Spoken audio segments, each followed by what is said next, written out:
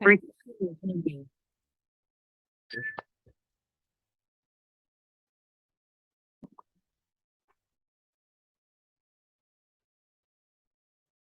Good morning, everyone. Pura Vida, your life. Welcome to this week's Dharma Talk here at beautiful Bali Rica, in beautiful Costa Rica, and possibly, hopefully, fingers crossed with superstitions and whatnot, we'll also resume filming. Lisa Virtue is going to start the session with a few minutes of guided but quiet meditation. Oh, that's right. We now have a place. All right. Lisa's a yoga instructor, and she does a lot of other things that are very interesting, like channeling. So, Lisa, welcome. Thank you. And please give us Namaste. Ruthie requested a little bit of movement and then some silent meditation. So we'll just get a little stretch going on and be mindful of your neighbors. You're all very close, aren't you? So we'll start by inhaling your arms up overhead, interlace your fingers, and then twist your palms up towards the sky. Nice tall stretch. Inhale deep. Exhale. Inhale again, and on the exhale, lean to your left. Stretch the right side of your body. Couple of breaths here, long deep breaths. Inhale to center and exhale over to the right.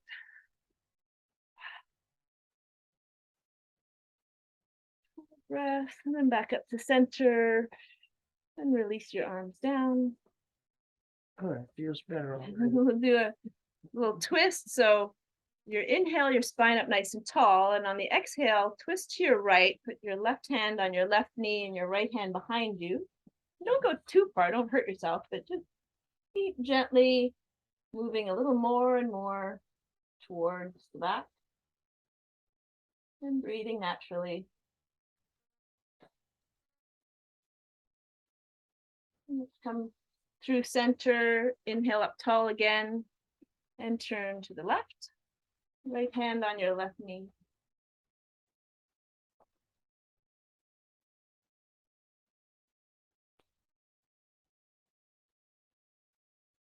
And back to center. And let's just give ourselves a hug. So while you're stretching out your back, you're also expressing love and appreciation to yourself. Now let's swap our arms so the other one's on top. I love you, you're wonderful, valuable. And bring our hands into prayer position. Let's offer a bow of namaste, which is I honor that place in me, which is true and pure, and recognize that that place in me also exists in you. And when we're each in that space, we are one. Namaste. Now get yourself comfy, spine straight. If you can have both feet, you're sitting, like uncrossing your legs and closing your eyes. And turning your senses inward. Start by focusing on the sensation of your breath. How it feels coming in through your nose, down into your lungs. How your body expands on the inhale. And then noticing as you naturally exhale, that contraction and the sensations.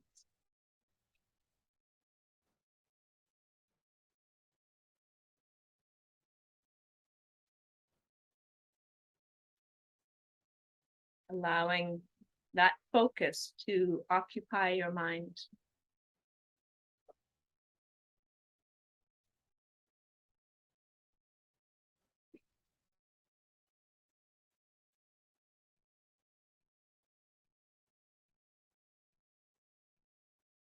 And we'll simply sit for a few minutes. letting distractions be replaced by refocusing on the breath.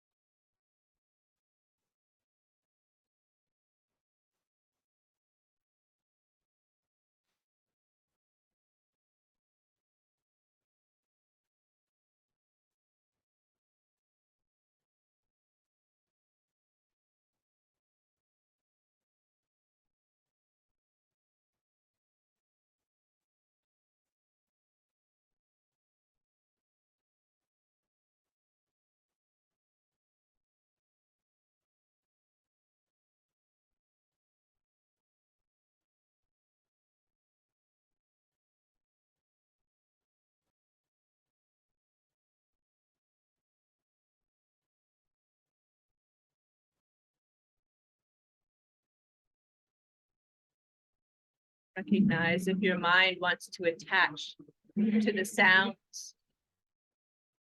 It wants to create a story.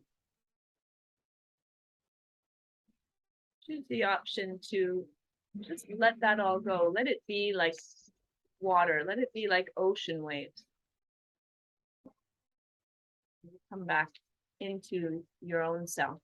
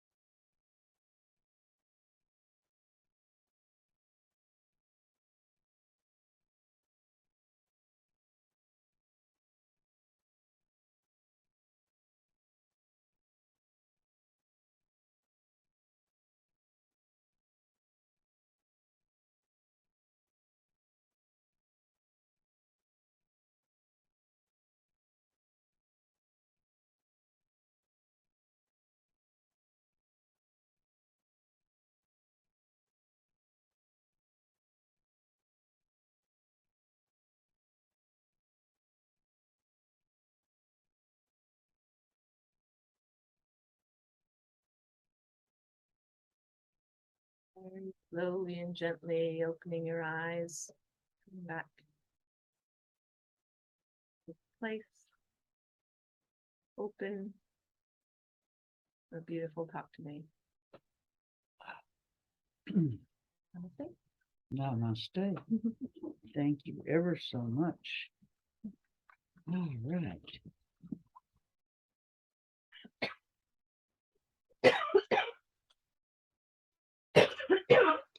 It's my turn to do the talk today. And we have been doing any variety of some of the most basic topics that come up in the Dharma, as started with with the Buddha and continued through all the followers of Buddhism, the practitioners, the gurus, the everyday folks who find something of value. I want to start today with why I came here to this group. About 5-6 years ago, Ruthie was starting this group. I knew her somewhat, and I wanted to come because I wanted to have a calm life here in Costa Rica. I saw it available and I had yet to experience it. And so I came to the group and pretended I actually just wanted to be a participant. And I don't know if you've ever had this experience, but the more I heard about it, the more I knew it was true. Intuitively, it rang true. Not only just to me and my perceptions and my little bubble of the world, but it rang true across all people, all living creatures across the world. And so it's been really personally helpful. I get chances to practice detached involvement every day. And they seem to keep coming at me until I get this. These are everyday practices. We call this everyday Buddhism. We have yet to have a lama or somebody, ascend from this group. Maybe sometime, but I think the goal of this always goes back to the basics, the Four Noble Truths. So I want us today to go back to the Four Noble Truths. How many of you know very little about the Four Noble Truths? It's okay to raise your hand. Great. How many of you know some about the Four Noble Truths? How many of you feel like you got this nailed? All right, okay.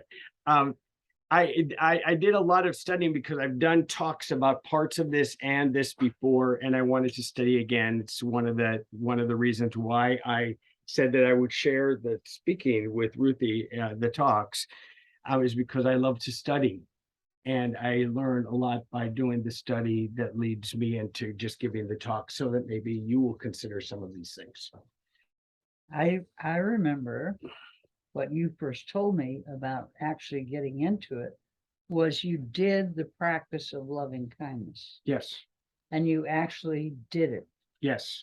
and realized what a difference it made. It changed my view of my enemies. In all honesty, that's what it did. And there's some kind of truth, magic, power, whatever it is here. And so that was the introduction. The other thing that really attracted me in the first days was that Ruthie presented this as a buffet. Take what you need. There's a buffet, Dharma buffet in front of you. Take what you'd like, enjoy. That's it. You don't like it, you don't want it, don't take it.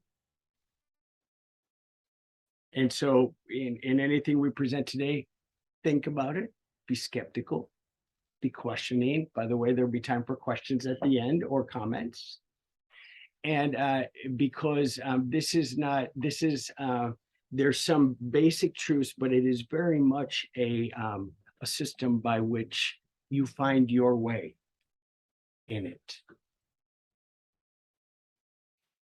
All right, so I'm going to go through the Four Noble Truths. By the way, they're always up here on the board. Four Noble Truths, and then underneath that, the Fourth Noble Truth, which is the Eightfold Path.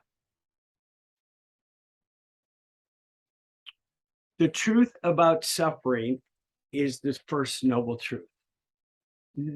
Is the first noble truth, yes. The truth of suffering, that we are in a state of dis-ease in this life. There's stress, There's unsatisfying things. There's things that don't sit right with us. We suffer. That's like a bookend. And the fourth one is the other bookend. So I'm going to go to the fourth one, skip the second and third. We suffer. We're uncomfortable. Things don't sit right. We're not at ease. We're at dis-ease. Or uneasy. Uneasy. Yeah, yeah, Both. you're right.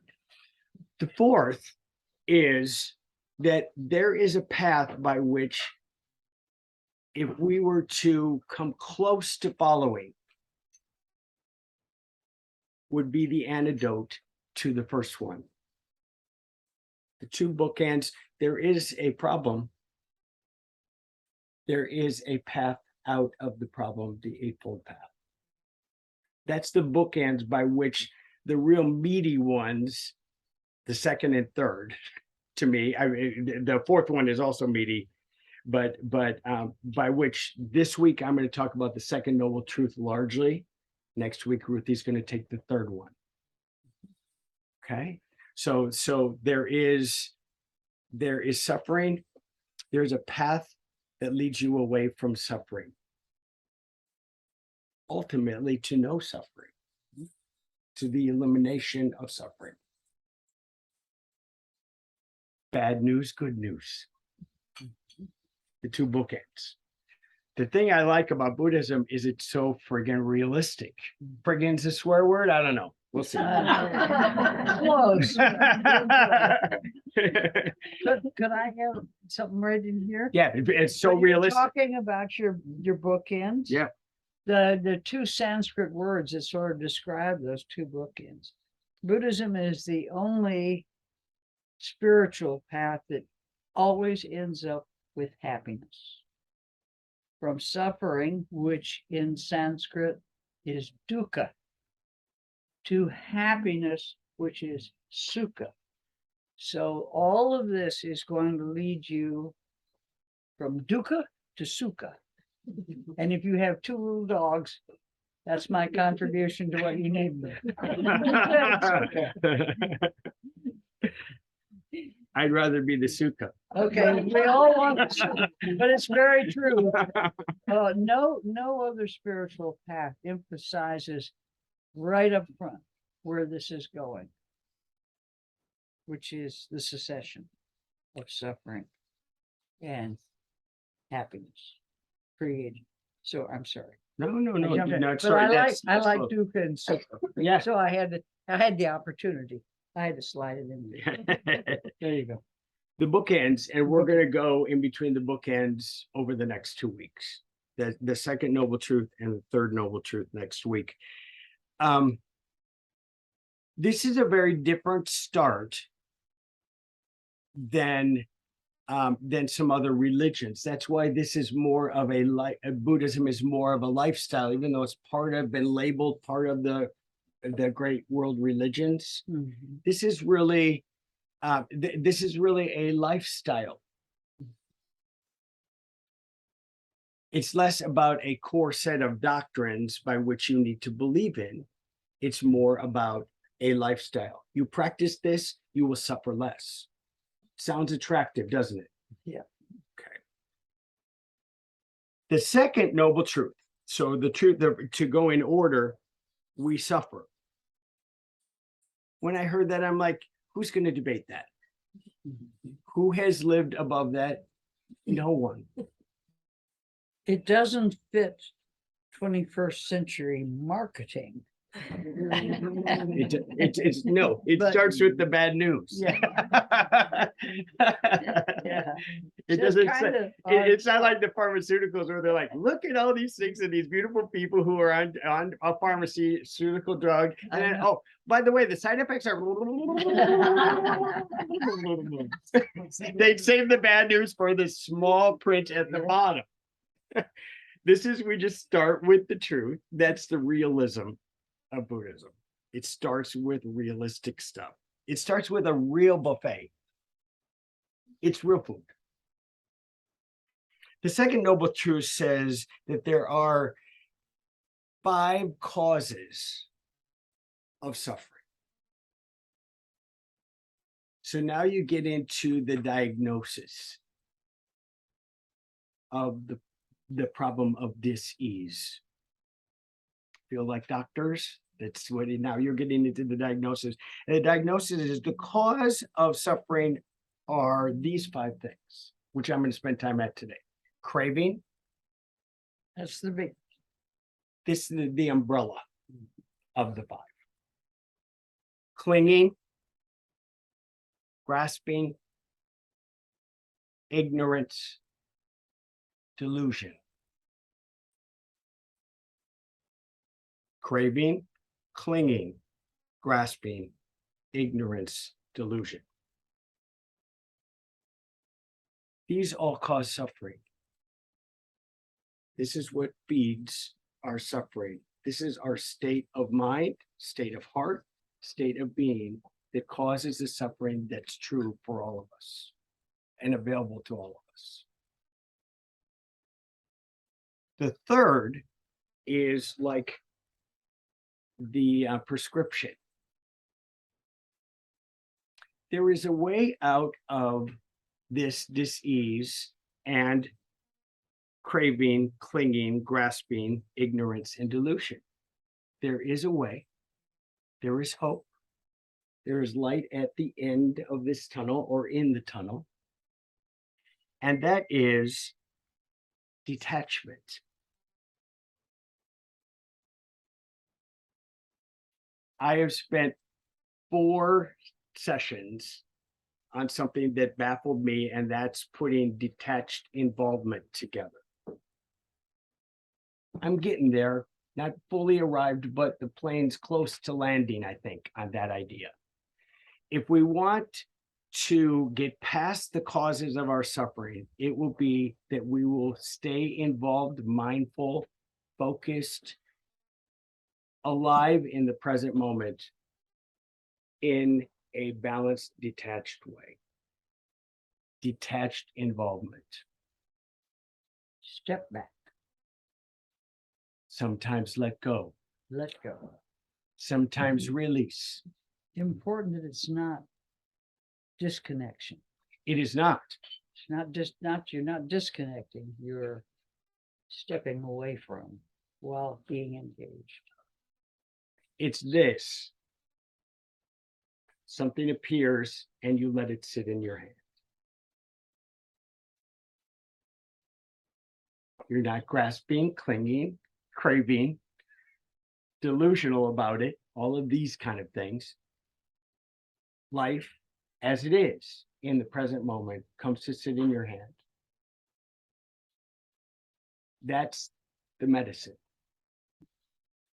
The medicine is detachment, detached involvement.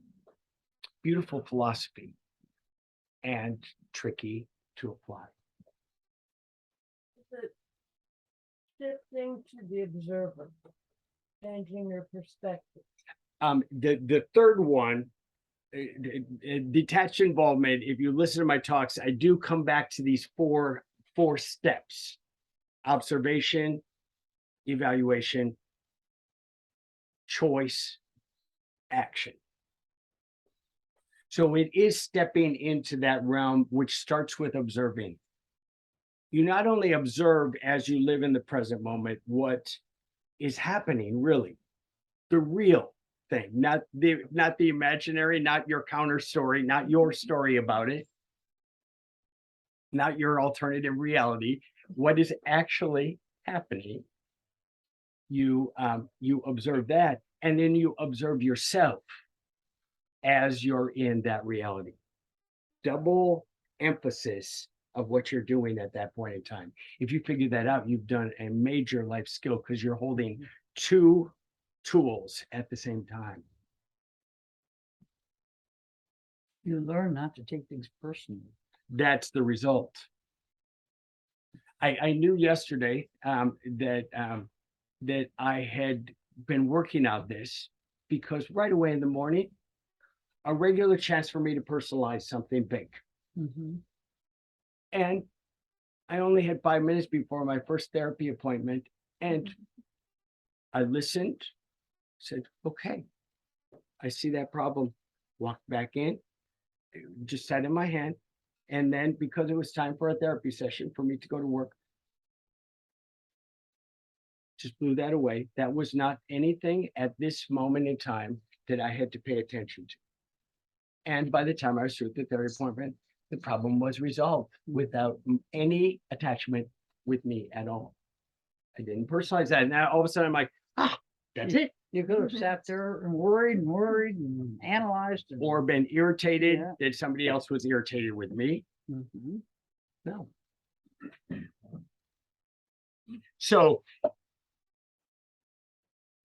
we live in the realm of suffering, dukkha. The causes, craving, clinging, grasping, ignorance, delusion. The way out, the prescription is detachment. There are two other words that I want to add to this. Well, let me do the fourth one. The fourth one is the Eightfold Path, the truth of the path to the end of suffering. If you want to end suffering, here's 8 great ideas for you to spend some time with. Neatly packed. Neatly packaged, if you would so choose to. You don't have to, you don't get a certificate. No. But you want to know something looks good for you to work on: right view, right thinking, right speech, right work, right livelihood, right effort, right mindfulness, right concentration. Do it. If it's number 8 first, who cares? Are they all intertwined? They're all intertwined, and that's the path. But there's 2 words that are part of the path that we're not going to spend a ton of time with, but I think you have to say them because they're also foundational. And that is, this is based on an idea of equanimity, of balance. This is a center answer. For every extreme, this is the answer, is the moderate center.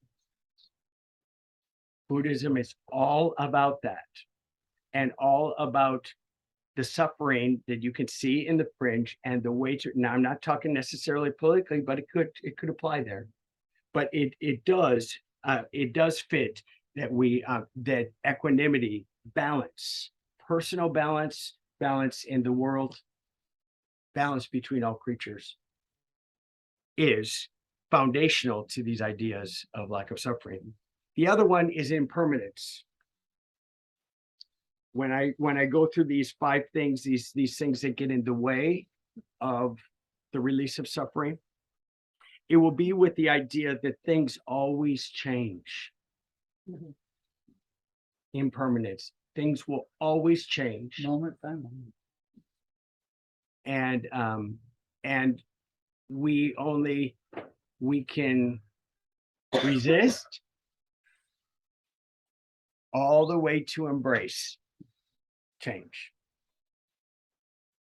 And if we do, we're on a road. If that's our road, from resisting change into embracing change.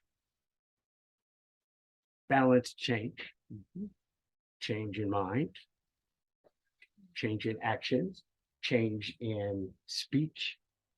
When all of this happens, all of a sudden we will find that we are more balanced, and in that balanced equanimity of impermanence, we can find that we have come home to where we first started. We've used the Wizard of Oz many times. Dorothy came home to where she started, and she, for the first time, saw home for what it was. That's us. Where we started, the Buddhists say, was a beautiful, pure, clear spot. Unstained, no disease, no dis-ease. And our job is to come home. This path helps you come home and see it for what it really is. in all reality. Do you want to add anything there? Otherwise, I'm going to go into these 5. No, go into it. Okay. So the second noble truth we're highlighting today, and that is what causes this suffering that's a part of realistic part of our lives. The umbrella term is craving.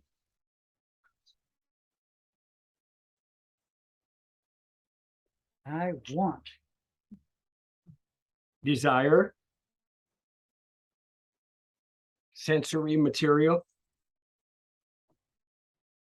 pleasure, the desire to become, the desire to not become. I'll explain that. This craving, this thirst leads us to suffering. So it's like French fries.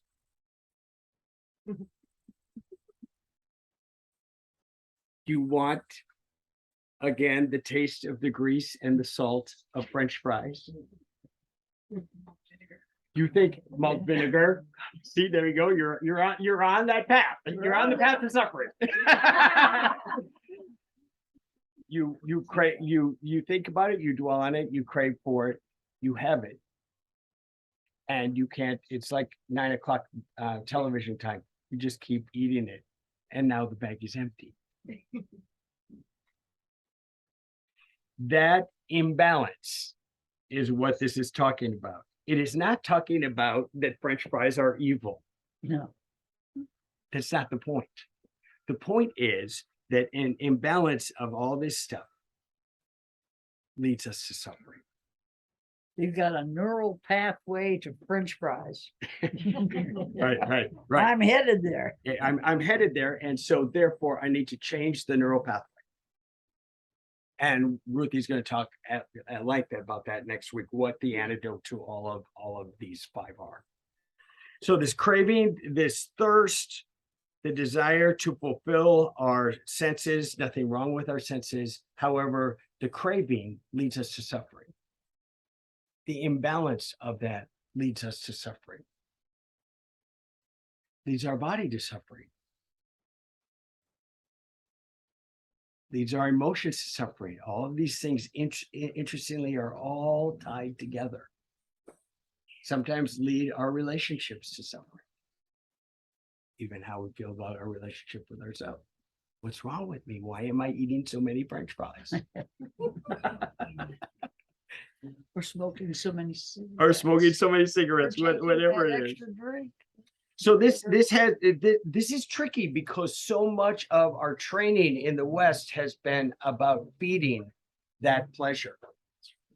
That's the marketing. That's the marketing. That's the marketing angle and the addictive angle of all Isn't this. that the hungry ghost? It is. It's another really good term that we've used here. The hungry ghost, where you continue to feed and you continue to not be satisfied. It's like the endless circle for satisfaction that you never get there. This craving also has something to do with wanting to become something. The desire to be famous or powerful, the feeding of our ego leads to suffering, leads to competitiveness, leads us away from the balanced idea that everything collaborates together. The world is not about competition. The world is about collaboration. There's the balance that's available, but not available in craving. Either our sense of it or the marketing of it. The third one, the craving for non-becoming, the desire to get rid of something rather than face it. Just have it go away. Kill it. Right. If I that's- kill it, that's if I the- don't think that's the about it great again, Western if I shove it tradition. into a drawer, if I put it under a rug, done. But not really. Now it will continue to be dis-ease for you because it will rattle around and it will show up. So say the psychologists. So says your conscience. So says and so says reality. This is what happens. And so this craving and this thirst for these things that never satisfy appear to satisfy, but don't satisfy. The detachment from that leads us to non-suffering. Have a French fry. Use a certain mouthwash. Whatever. You'll be happy. Do you want to know it's the process leading you to it and the process leading you away from it that's the problem, not the French fry. It's never the French fries problem. Never the Now, number two,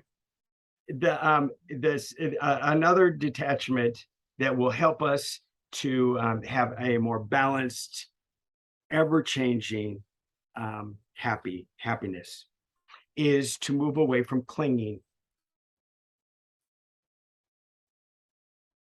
The idea of clinging is, I'm going to read a quote first from the 8th century.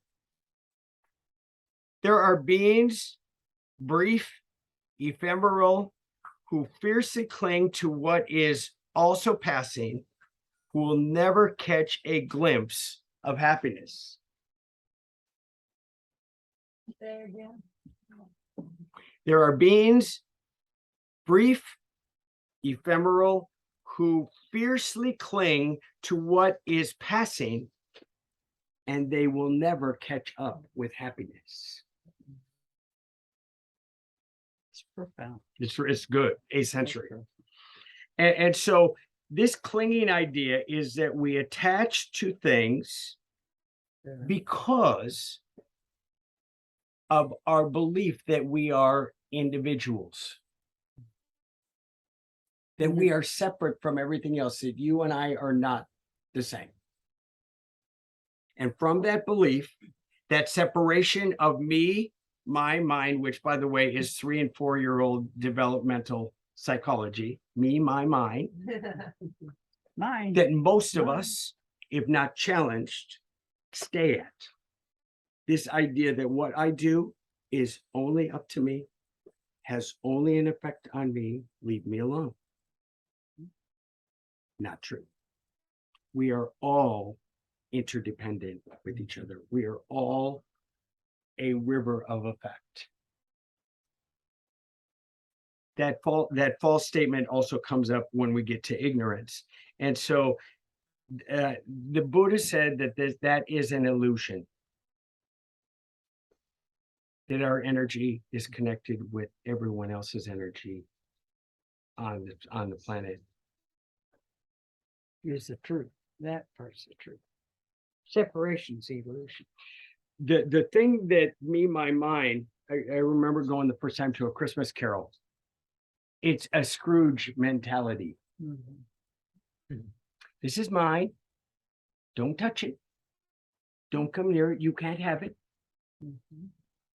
That separateness leads to suffering, and the whole Christmas Carol play is about him finding redemption from that suffering through a boy.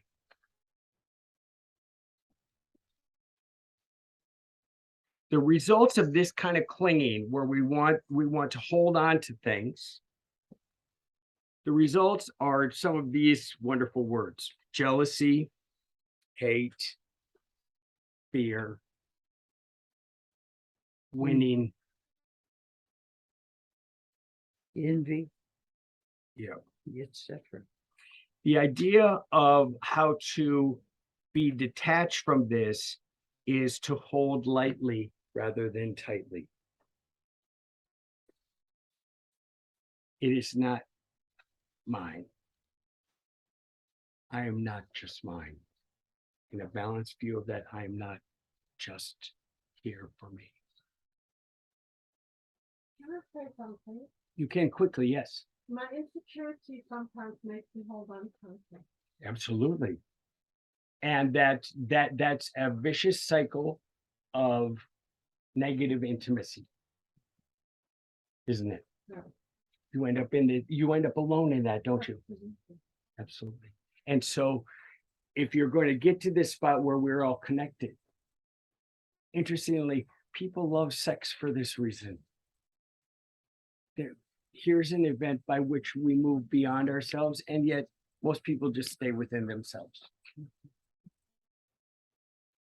The beauty is the union, is in the collectiveness of that. So clinging it has as its source this thing that has its source is that we hold too tightly to things that again don't deliver. And are impermanent. That are impermanent, This keep too changing. shall pass. Clean. There's a piece, and let's go to grasping because they're very closely related. They are. Grasping is holding on to permanence, fighting impermanence, desire for things and overreach. That desire for more and more and more, for thing after thing after thing, that grasping and holding on, that now that we have it, we have it. How many of you have lived in a really nice house and then lost it or moved from it? Tough, isn't it? When you're in that mentality that this is the nicest place I'll ever live. Very freeing. It's very, yeah, because it's also full of suffering because it's full of gadgets.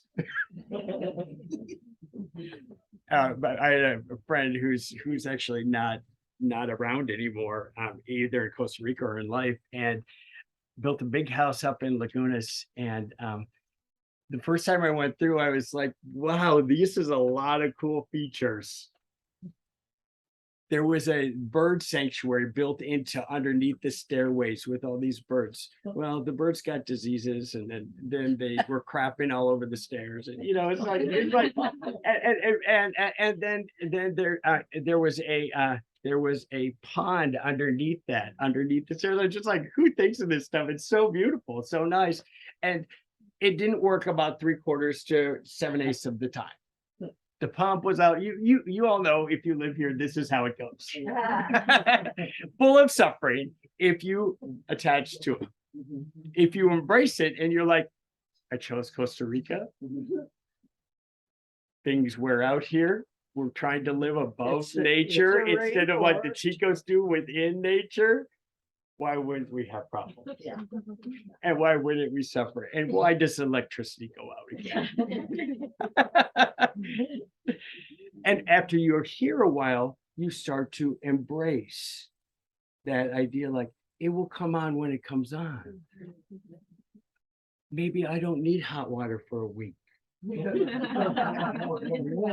What would that be like? Cold showers. It's cold showers. A majority of Tico homes do not have hot water heaters. Not very smelly people. yeah, they're very clean. So that whole deal about grasping and acquiring and holding on to, you're trying to hold on also to the permanence of it, that now that when it's mine, it's mine. When you embrace the other thing, you realize that everything is a gift. And if you really get to that spot and someone wanted something from you, you'd be like, I guess it's yours now. I've had it. I appreciate that I had it for this period of time. What a nice gift for me for then. And now I bet you it's a gift for you. There's a story about somebody stealing things where they come to that and the thief gives it back. They're like, well, you took all the fun out of this. How do I plot my revenge? Yeah, right, right. And it is also about overreach. Grasping is about overreach, reaching too far beyond the center, reaching to heights, to things that are not the reality. Any of you know people who might buy a house on credit cards or live like the US does? I have known people that live at 130% of their income, and sometime or another it comes swarming back at them. with, with just payments to things that never pay something down, like a credit card, for example. That kind of overreaching is exactly what this is talking about that leads to suffering. It promises something beautiful, but as that changes, we suffer. The fourth one is ignorance. And ignorance, we think, is volitional, where we're choosing to be not knowledgeable, but actually has a lot to do also with that we were not aware. We just didn't know. The gentler approach, when you look back at your life, is, I guess I didn't know it then. Rather than, what a fool was I. Yeah. How stupid of me. No. The approach, the balanced approach is, I was not aware and now I am aware. That's why we practice mindfulness. And why? Mhm. No, tell us why. Why do we practice mindfulness? To be mindful. I thought you might have more to say. I have a lot to say, actually, but you caught me by surprise. Okay, all right. I should let you just come in when you want to come in, right? Yeah, that's right. Okay, this ignorance is unawareness, confusion about how we exist.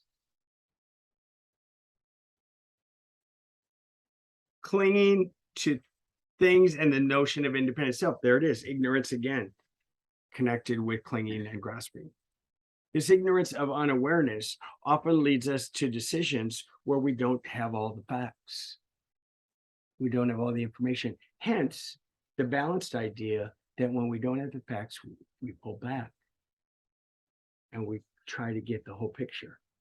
It also leads us away from judging others if we don't know the whole picture about how they showed up and why they showed up, how they showed up. Time to pull back. That's the balanced approach to this. So it's out of ignorance that we suffer. Sometimes we just don't know. Sometimes our background has not led us here yet. And when it appears, if we have an openness to change, impermanence of things, a balance of things, all of a sudden something new appears and we're like, oh,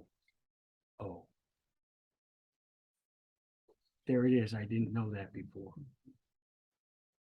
There's another one. This I do know what I'm saying. Okay. Perfect. All I right. assumed it. Here's what you didn't catch me by surprise. In the Dharma, ignorance is more than just not knowing. It's ignoring. Hmm. Ignorance. Because you don't want to see the truth. It's denial. So it's ignorance as well as ignorance. So it's both. It's not knowing, not having been informed, and that's innocent. But to deliberately see reality or truth and turn your back on it because it doesn't suit you, that's not a good thing. You will suffer a lot from that. Thank you. That's a really good, that's not, wasn't part of my studying this week. That makes a lot of sense. Okay. Yep. So it's choosing to deny something as well as not knowing. Something you do know, but you would rather not see. Absolutely. Okay.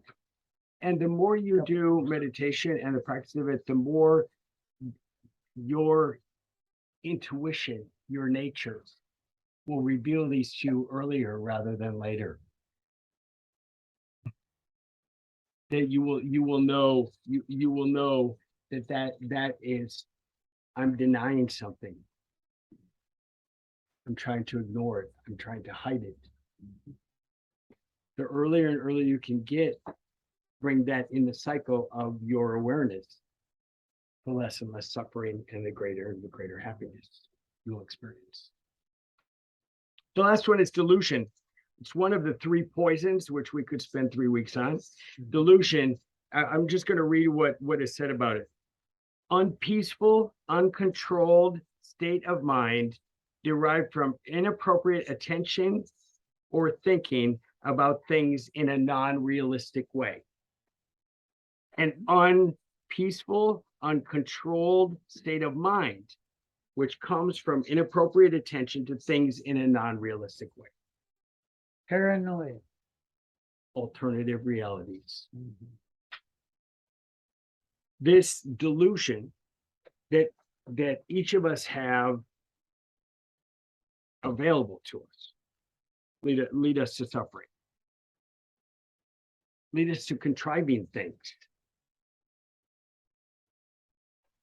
lead us away from reality, lead us away from the moment, lead us away from that process of becoming aware and analyzing and choosing and acting with the best of intentions and often with the better results. So those are the 5: craving, clinging, grasping, ignorance, delusion. All of those between the two bookends of suffering and a path out of suffering, the source of where this comes from. To be honest with you, this is really radical material. To those of us in the West trained in a very, very different system, this is really radical material. However, the result is happiness. Kind of enticing, isn't it? To have to let go of some things, some preconceptions. And to not need some things. Right. Not have that craving for so much material stuff, for example. Mhm. Not needing it to be all ours. Mhm. Not thinking individually, but actually, I am part of the beauty of like this. This is called a Sangha, a community of people who are learning and thinking, wanting to be happy. When you get to that point, all of a sudden, happiness comes easily. How many of you, when you leave this group, feel happy? I do, every time. Then we know that this is the right thing, intuitively, experientially.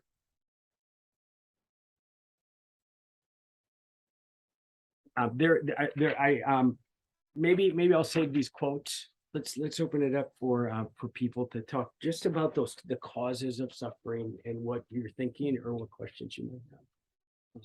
Yeah, Mark. Speak up so they can. Yeah. We're listening really, really carefully to what Jeff's been offering. And I'm going to do this as quickly and as efficiently as possible as I can. I'd like to share a story about a friend of mine. He's become a good friend of mine. And he was not a Buddhist. He did not study, an incredibly intelligent man, incredibly learned man, respected for his wisdom and his insights, but he didn't know really anything about the Buddha. And he stepped into a Buddhist group. And as he sat there, he started to see that there was a way out of his suffering. And that suffering may not have been intense or anything, but he was aware of it. And each time he went to that group, he brought more of himself and experienced more of it. And we know in Buddhism teachings, there are 3 paths. The first one is liberation of self. The second is liberation of others. And then the third is enlightenment. But in order to get enlightenment, you have to understand the liberation of others. And so my friend worked very, very hard at understanding these spiritual guidances, these spiritual paths. And he embraced it in every single day. And he was actually called to actually speak in that group, to which he said, okay, I don't know what I'm going to talk about.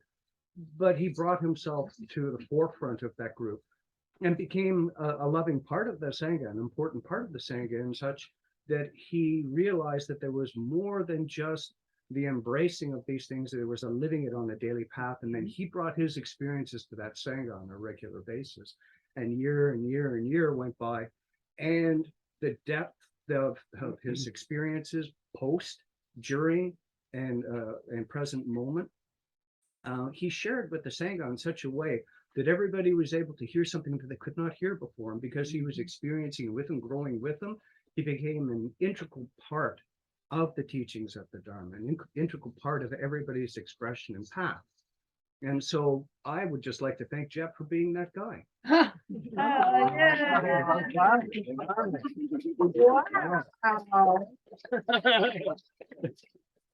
Good for you, both of you. That was lovely. Sincerely, I mentioned last week that I was going to comment that, I was just so impressed with what Jeff has been doing and how he brings his mistakes to the group and he shares them with everybody and he explores them with us. He puts himself out there, which is, he's not clinging to a delusion of who he is. He's not clinging to some notion of grandeur. He's saying, here I am. I'm just going to do my best here today. Very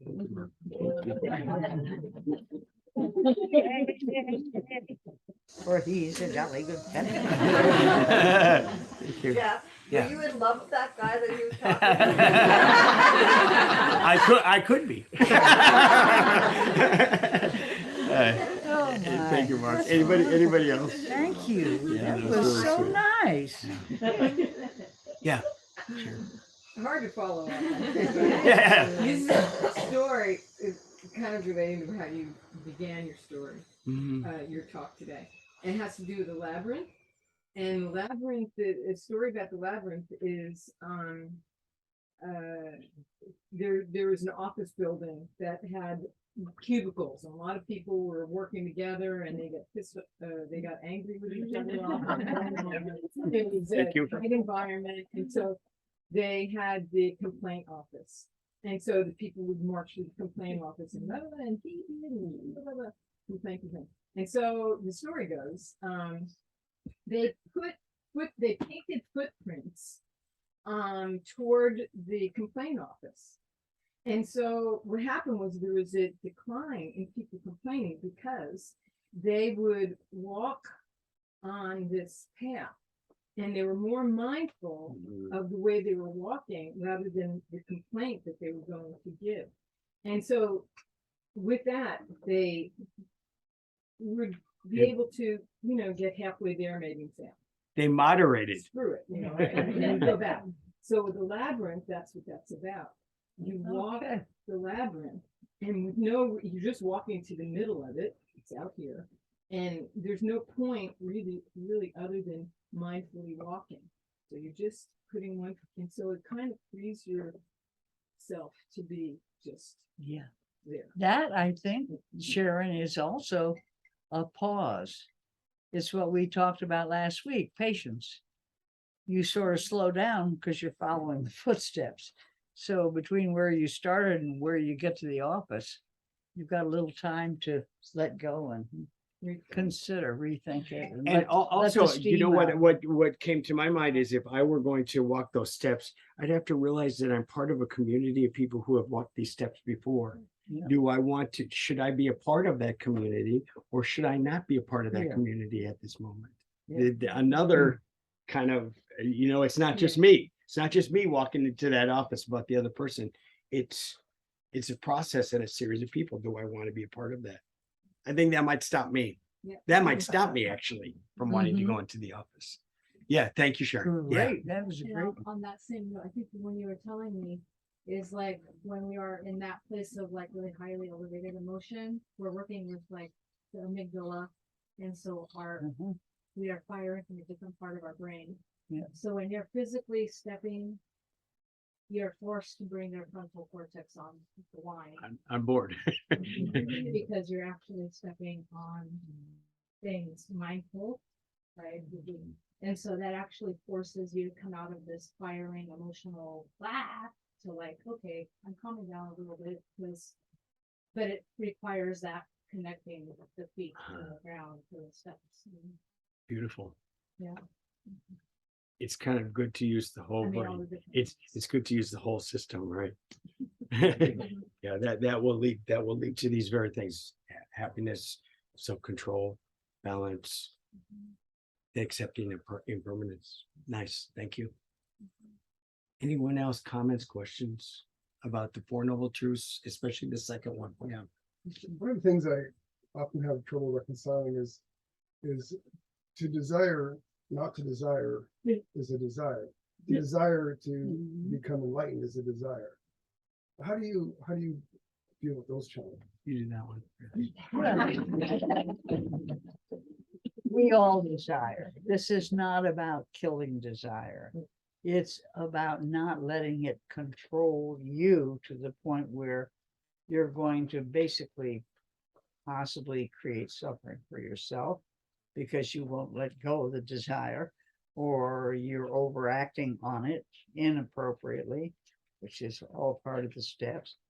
So there's, yeah, so it's okay. We all want things. We want to be loved. We want to be secure. We want our French fries. We do want things, but it's where it crosses in the spectrum to where it could be possibly harmful to you. Brad, what would you say to that? You just mentioned the. Yeah, I agree. I would just was just adding to that it's important to detach from the results.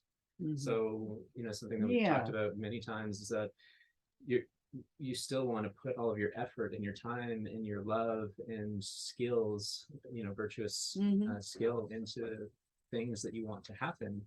And you But can you need to set detach from goals. whatever the end result is. Mhm. Once you've done that, that is the thing. Whatever happens from that point, Mhm. you need to be okay with. And then just make a decision from that point how you want to approach the situation from there. Yeah. The Buddha in many of his sayings, it kind of was addressing what you're saying, even include about who he was Mhm. and who he wasn't. Mhm. He took a very moderated view. He was not something to be worshipped. He was not even supposed to be statues. He was not a Messiah. He was a finger pointing at the moon, but he was not. He said, I am not the moon. I'm the finger pointing at the moon. That kind of desire for enlightenment in a moderated way gets you there. Does that make sense? Yeah. Okay. As I said, there's nothing wrong with desire. The idea that you would stop desiring. In Buddhism, that's called nihilism or nihilism, where nothing matters, you don't want anything, it's just all erased. That's not what was intended. But you always end it that we're doing this, if we judge it, we judge it in the sense of, is it skillful? Is it a desire that's gonna be beneficial to myself and to others? And if it's a desire that's going to be harmful to others, then we got to think about it. That's an unacceptable desire. Anyway, but yeah, everybody faces that same problem. It's a really good question. And we got to kind of find our own balance, our equanimity there. How much do I want something? And what is the price I'm prepared to pay for it? And what is the price other people might have to pay to satisfy my desire?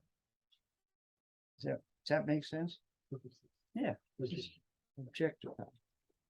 Go ahead. Yeah, just desire is an interesting word.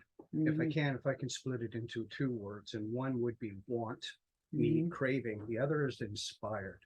Is If you're what? inspired, if there's something inside of you that lights you so brilliantly that it is unavoidable and you walk towards it, that is a destination. You may feel the desire to fulfill that, Yeah. but you let go of how you're going to get there.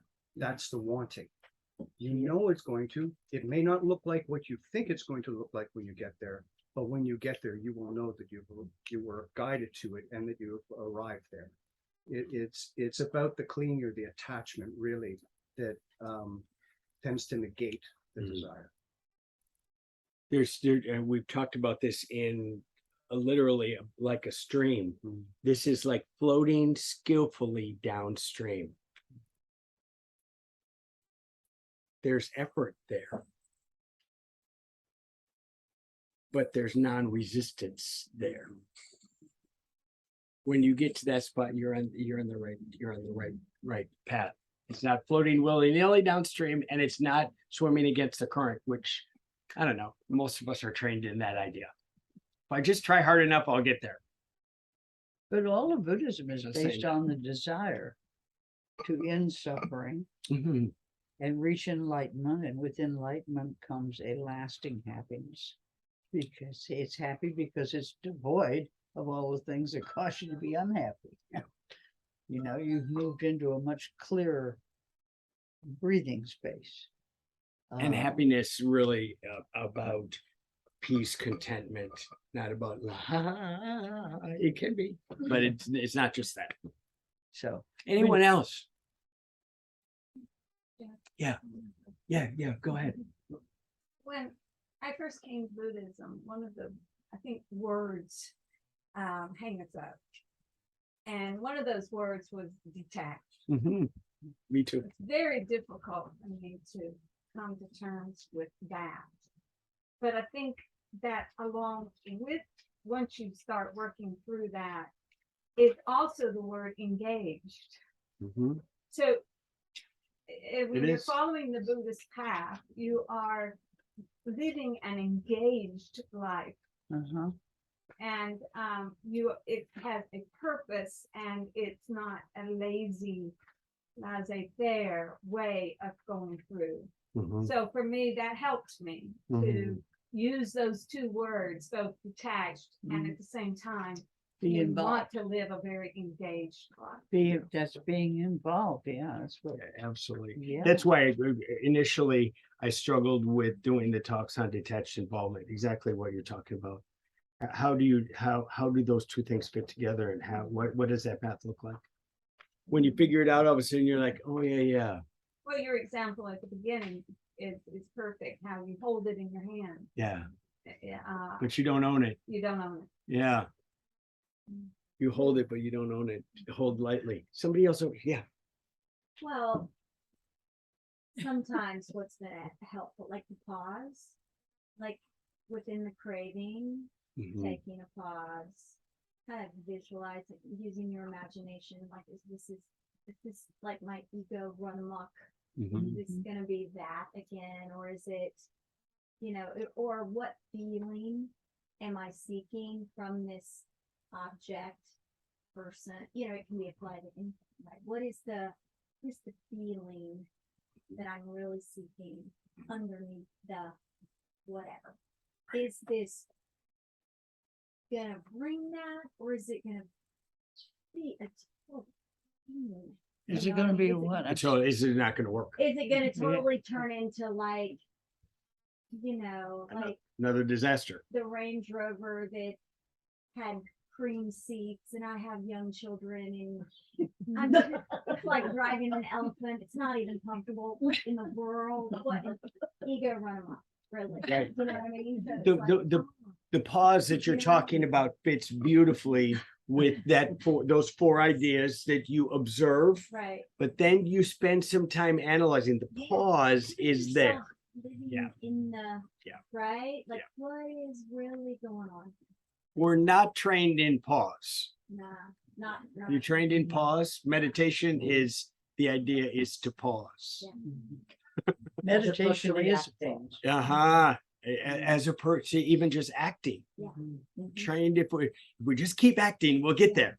Well, and the thing is, it's not that the Range Rover is bad, but It's not. like for the situate whatever. But for me, it was not about that It was not. in the choice. It was right, It was exactly. about Yep. The other, yeah. Somebody over here. The Yeah. wording is always something I trip over. And Semantics are very you know, when difficult. somebody says codependent or detached involvement or something, it kind of goes, I'm not really sure what you're talking about. And I just wanted to say, to paraphrase somebody who said it in a way that I could understand it. And it's, I view with loving compassion the problems of others without getting emotionally caught up in, I can't do it all verbatim, in problems, in situations that are offering them messages of how they need to change. Messages have one. Can you say that again? Say Dan? that, say that again. This is like when I read a phrase and people are like, read that again. Well, I'm sorry, I don't even hear some Okay. words that. I view with loving compassion the problems of others Right. without getting emotionally caught up in the situations that are offering them messages that they need for their growth. Mhm. Yeah. I can understand those words, but you know, when you say detection involvement, I'm kind of go, what are we talking about? Yeah, yeah. So if those words help anybody else, it was very helpful for me Yeah, yeah. to Yes. think it that way. Absolutely. You know, Okay, no, just quickly, I was gonna say, I understand what you're talking about, getting tripped up on the words. I find sometimes if I read poetry, it'll impact me, it'll become much clearer, because it's such a, it's not a logical. I mean, to me, I get the meaning so much more if I read poetry or look at art, or it comes to me. Sharon, you want to add one more thing? One thing, I have friends who have an obsession about animals here. It's easy to do to save the animals. So they wind up with 15 dogs that they can't not save.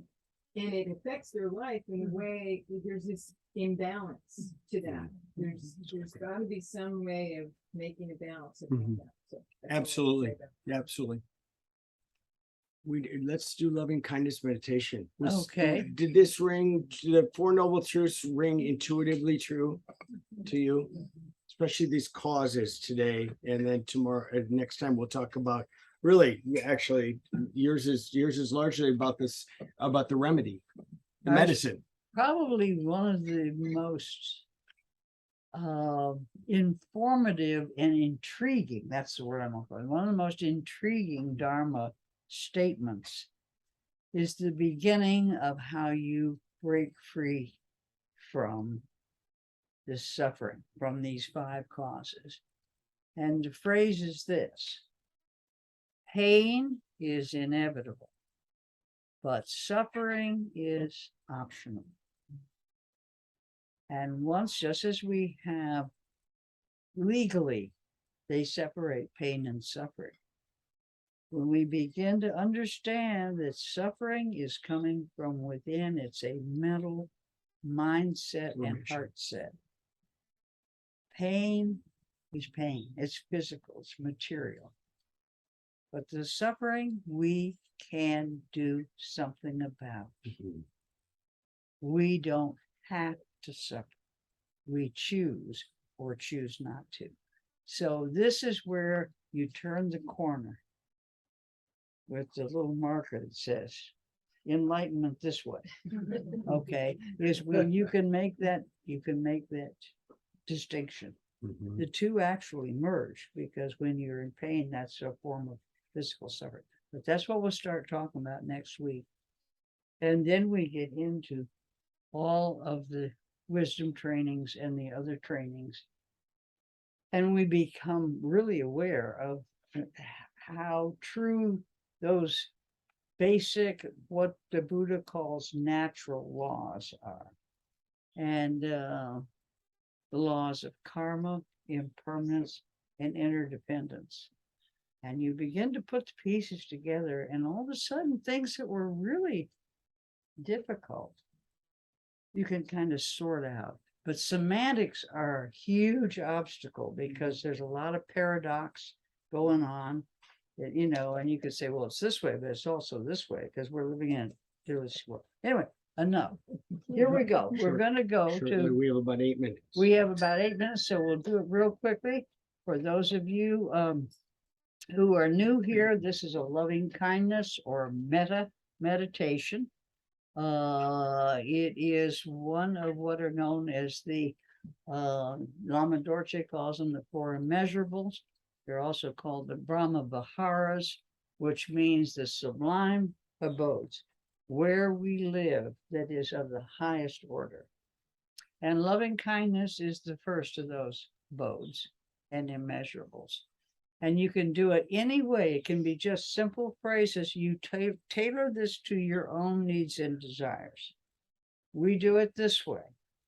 I'm going to ask you to bring to mind a person, and then we're going to make 4 statements. We're going to address them to that person. And this is going to take you from within, which is where we always have to start, because that's where we are, to someone we love, to expand outwards to someone who's neutral, to expand outwards from there to someone with whom we are in conflict. And from there, we go to embracing all of it. We move from the relative to the absolute. Okay, so ding and close your eyes and take a deep breath. Bring yourself to mind. Look in the mirror of yourself and say, self, may you be well. May no harm come to you. May you live with ease, calm and peaceful. May you be happy. You can do this with the pronoun I. May I be well. May I be free from harm. May I live with ease, calm and peaceful. Did I forget that? You did. I did. Here we go. Anyway, we'll continue. So you use the pronoun. You can either be looking at yourself or do it direct. So now bring to mind someone you love with all your heart. See their face, smile at them, say their name, and say to them, may you be well. May no harm come to you. May you live with ease. That's equanimity. May you live with ease, calm and peaceful. May you be happy. And then we could throw them a kiss or another smile. We move on to our neutral person. This is somebody whose name you may not know, in which case you address him or her as friend. It may be a neighbor that you really haven't met or know that much, but you wave at them and you feel you have good feelings about them. And you say to them, may you be well. May no harm come to you. May you live with ease, calm and peaceful. May you be happy. And now, as they sort of fade away in the rearview mirror, you bring to mind someone with whom you are in conflict. This can be a big conflict or a little conflict. It can be an old grudge, or it could have happened this morning. But it's someone with whom you sort of have some ill will. You bring their face to mind, you look right smack at it, and you say, may you be well. May no harm come to you. May you live with ease, calm and peaceful. May you be happy.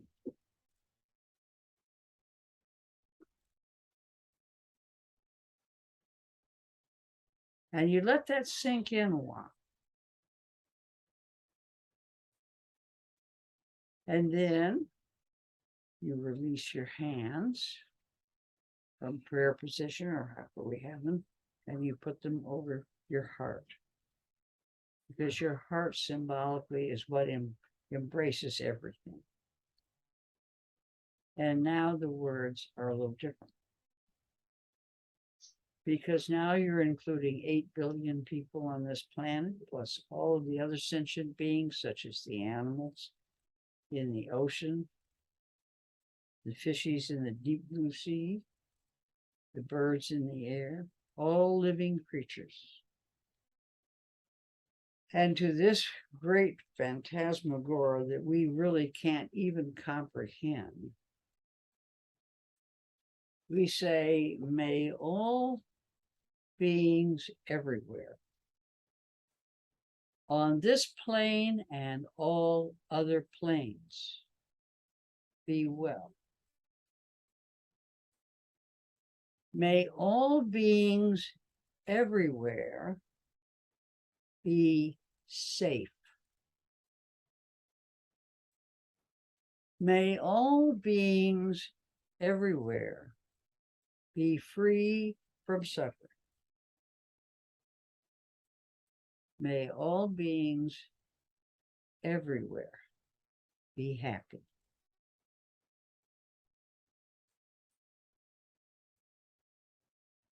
Now you let that sink in. If you're home, you can sit for quite a long time with this particular prayer or meditation. You can walk down the street or sit in the bank when there are 1,000 people or whatnot and simply look at each one of them and say, may you be well, or may you be happy. You don't have to say it out loud. You just think it for everyone. And it does affect your life quite considerably because it's going to expand this unconditional friendship, this unconditional love. And when we're ready, you release your hands. And then we're going to close with a little benediction from the Unitarian Church. And I'm going to say the phrase, you repeat it after me. And it goes like this. Go in peace. Go in peace. Go making peace. Go making peace. Living gently. Living gently. Loving mightily. Mightily. And bowing to the mysteries. Bowing to the mysteries. Thank you, everybody, for coming. Hope you come back next week. And we'll try cruising on down through the Four Noble Truths that make such a difference. Okay. There we are. I messed up two or three times on my meta, didn't I? No, just the first one. Just the first one? You did it twice. It's okay. I did. I somehow my mind.